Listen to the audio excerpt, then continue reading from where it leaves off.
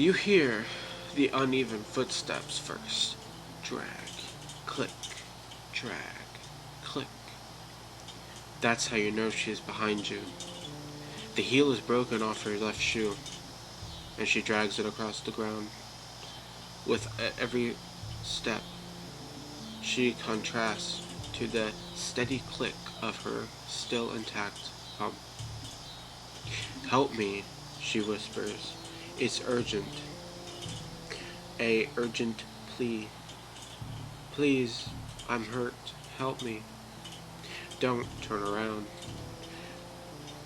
That's how she gets you. Don't run away either. She still gets you, but this time she's going to make it hurt. At least the rumor anyways. Every small town has at least one local urban legend that everyone knows and swears is true, because their sisters, best friends, cousins, neighbors, grandsons knew a fella who actually encountered it. Ours is the limping woman. So I so named for her uh, a fermented distant gat. It was said that she was a teacher at a local elementary school some decades before, young, beautiful, and the victim of a terrible murder. She had been walking home to the house she shared with her parents. One night after school, she realized she was being followed. She sped up, and so did her pursuer, until both were running down the dark country lane with open farmland on either side. Her heel broke and her ankle snapped. She fell, and her pursuer became her murderer. It was a slow, torturous affair that left her beaten and covered in stab wounds. And when the killer was done, he left her to bleed out beside of the road. She wasn't found until the next morning, and by then all everyone could do was search for the person responsible. While some believe the man was caught and dealt with, not long after, others think he or she is still at large, and the limping woman, as the victim came to be known, won't rest until her killer is caught. I was always skeptical, at best, of this story. I passed the spot where she was supposed to appear hundreds of times without incident, as did everyone else I knew. If a murderous ghost lived there, was pretty sure I'd have seen her. I said as much to my friend Stephanie when she brought up that a friend of a friend had met the limping woman during lunch at school one day. It's true. She was out on the old highway a couple nights ago. I saw her. Stephanie insisted stubbornly over the sandwiches. If she actually saw her, wouldn't she be dead? I asked. "I thought you weren't supposed to turn around." Heard her, whatever. You know what I mean, Rihanna. "Sure," I said with rolling eyes. It was always frustrated when Stephanie that I didn't share her willingness to believe in the unbelievable. "So how'd she get away?" She said the words, duh. Oh, right, the woman's last words. Last words.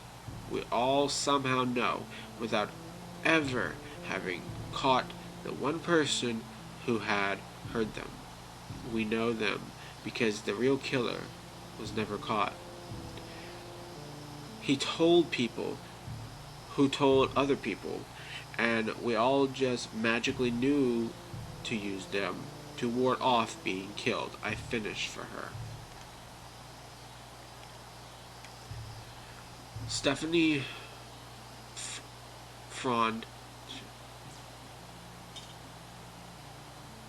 Stephanie Fraud, she lived all these things spooky. She loved them, the supernatural, and had spent a lot of time researching on local urban legends, especially the limping woman. It is not magic, it is just remains of her. Her own mother, and she gets distracted by her grief and leaves you alone. Okay, I said, hoping that would be enough to put an end to the topic. It was an argument. Neither of us would win, and I didn't feel like getting into it again over whether or not a ghost was real. At 15, it was starting to feel silly. Stephanie, however, wasn't going to let me off so easily. They say she remains because they got the wrong guy and she's angry about it. Like everyone knew, but no one cared because they wanted to blame someone. Don't you feel at least a little bad for her? She's still waiting for justice. After all this time, Stephanie, she only goes after people who don't believe in her, you know. She didn't like the way Stephanie said that, like she had an idea for me that I wouldn't approve of, and I shook my head. However, it was no, we could go out there, out to the spot she haunts. No, don't be dumb, I said. You don't believe anyway, so what's the big deal? I walked past there a lot, okay? Nothing's ever happened. Have you gone after dark? Stephanie had started to smile. But no. So what? Then, when she's active, going in the daytime doesn't count. This is dumb, I said again. We'll go tonight. Every argument I had was met with questions of whether I was too afraid and Stephanie mocking me for being chicken. She kept it up for the rest of lunch, through our shared science classes, and then passed me down notes as in the halls between classes. After that, by the time finally the bell rang, she had worn me down. But not because I believe she's there. I made sure she knew. I'm just going to shut up.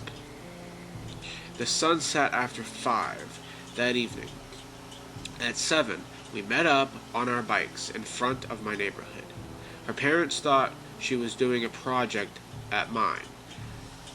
Mine thought I was at hers. And we all had 2 hours to ride out and to farm there where the limping woman was said to haunt.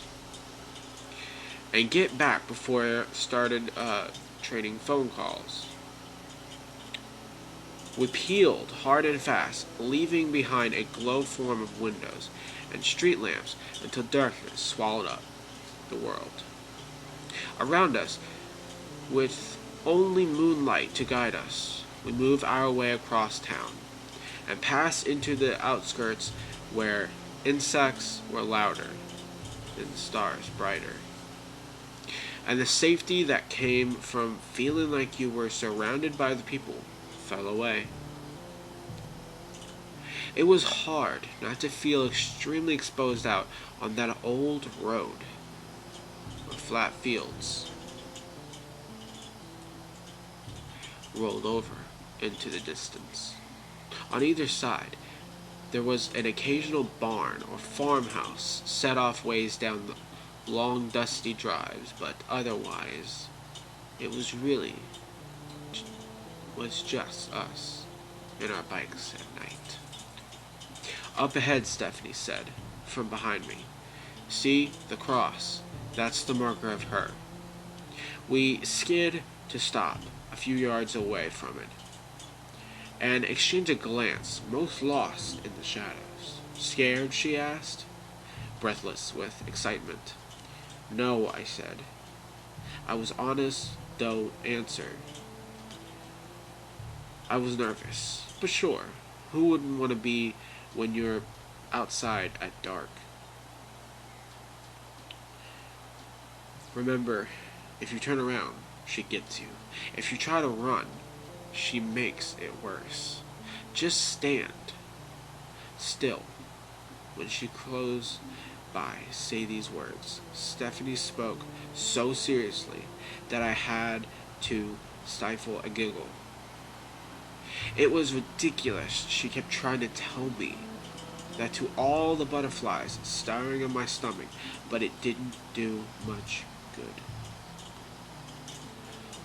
We climbed off our bikes and set them on the kickstands. Stephanie groped about how my hand in Edward's fingers with mine, and she was shaking.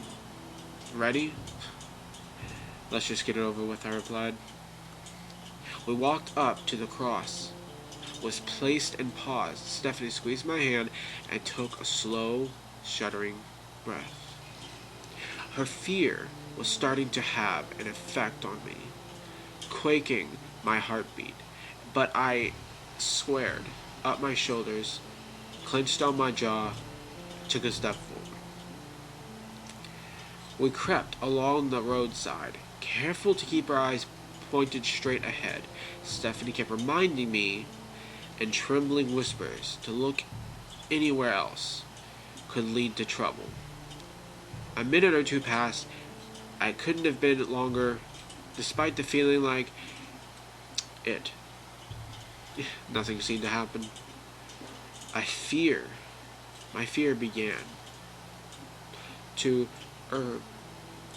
replace by admittedly relieved gladness that I had been right, that I almost turned into Stephanie to say, "I told you so." Then I realized how quiet it was. All the insects that had been singing loudly when we arrived had just gone silent. There was no distant calls from the other night birds. No breeze passing over us. Nothing. Just the sounds of our own breathing. To my surprise, Stephanie sighed, disappointment. I wondered if she realized how quiet everything had become. How could she not feel flabbergasted? It had become out on that open road. How close off we were in the dark and the silent. I wanted to ask her, but the question was like a knot in my throat that I couldn't untangle. Behind us, grass rolled, followed by a crunch of loose gravel under our foots. Like someone was pulling themselves slowly out of the field, into the road. Drag, click, drag, click. Every hair on my body stood up at once. Rihanna, I hadn't realized that my grip on Stephanie's hand had tightened so much. I could feel her eyes on me, but I couldn't bring myself to look at her. From somewhere over my shoulder, a woman started to sob softly. "Help me," she cried, painfully.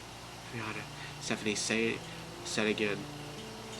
"She's coming," I managed to whisper. Instead of being scared, Stephanie snorted. Real funny. "I get it, okay? The limping woman is just a made-up. I'm convinced now. You don't have to rub it in. Drag. Click. Drag. Click." The unmistakable sound of someone inching towards us, slowly, painfully, crying out with each step. "Please," she begged. "I'm hurt, and he's still out there." "Stephanie," I hissed, tears burning out of my eyes. "She's coming." There must have been something in my voice, a tightness that only a true terror could cause, that convinced my friend that I wasn't pretending. She grabbed my forearm with her other hand and clenched it until her nails were digging into my skin. "She only goes after people who don't believe," Stephanie said. "That must be why what I do. I begged, my hand white. My mind, wide and blank. My entire body was screaming to run, to get away from the thing that I was getting closer to and closer to, but Stephanie, firm grasp on my own mountain dread, held me in place. Please, the limping woman sobbed, turned around, help me. The words Stephanie said hurriedly. You have to say the words, then she'll turn. You can, when she's right behind you. What words? I wanted to scream, but I couldn't speak or think. I could only hear her. Drag, click, drag, click. The legend said you'd hear her uneven footsteps and be forced to listen to her pleas. But no one ever mentioned the smell, the stench of rot and earth and blood oozed through the air, slowly surrounding me and wrapping myself around me like tentacles, smothering me. I gagged and pressed my free hand over my mouth and shook my head violently, trying to clear it, trying to make sense of things. Stephanie was jerking my arm and saying something to me over and over again, but I could barely hear her over the limping woman's cries. She smelled. The smell was getting strong, making my stomach pinch and have until I thought I'd be sick. I leaned heavily on Stephanie, and she pulled me in close so that her lips were barely beside my ear. Through the panic of sheer nausea, I heard her scream to say the words. Drag, click, drag, click. The limping woman was getting close behind us. Now that I could feel the chill radiating off of her. The words I thought I had to say. It just reminds me of her own mother. She gets distracted by her grief and leaves you alone. I heard Stephanie's voice from previous day echo in my head. Her mother. The last words reminded her of her mother. The limping woman's last words, please, bail rose in the back of my throat. My mother's waiting for me. The footsteps stopped and were replaced with high-pitched, heart-wrenching, keen from somewhere off in the night. A dog started to howl. Insects began to sing again. Wind whistled through the field, surrounding normally of life. The limping woman continued to screech while I found my legs again, and with Stephanie in tow, tore back to our bites. I never once looked up from the ground. The only thing I saw as I darted was by a pair of feet and torn stockings, pumps, the heel of one which was missing. We didn't stop riding until we made it back to my lawn, and then, when we were there, I raced into the bushes on the side of my house and vomited. Stephanie claims she didn't hear or see anything that night, but she believes that I did. She believes that I encountered the limping woman, and I tried to come up with some kind of rationalization for it, but like power of suggestion or something. But when I thought back to those footsteps and those sobs and that final scream, I know there was only one explanation, and now I know to believe in the limping woman. Thank you guys for watching this video. I really hope you will like this creepy story. I want to say that I actually changed some of the names to keep it for privacy reasons. So if you guys want to send me something, if you have a scary story you want me to tell, you can email it to me, or you can go to my social media and then DM me on there. Thank you guys for watching. Please like and subscribe to my channel. Follow me and hit that notification bell so you don't miss none of my videos. And I will see you next time. Goodbye.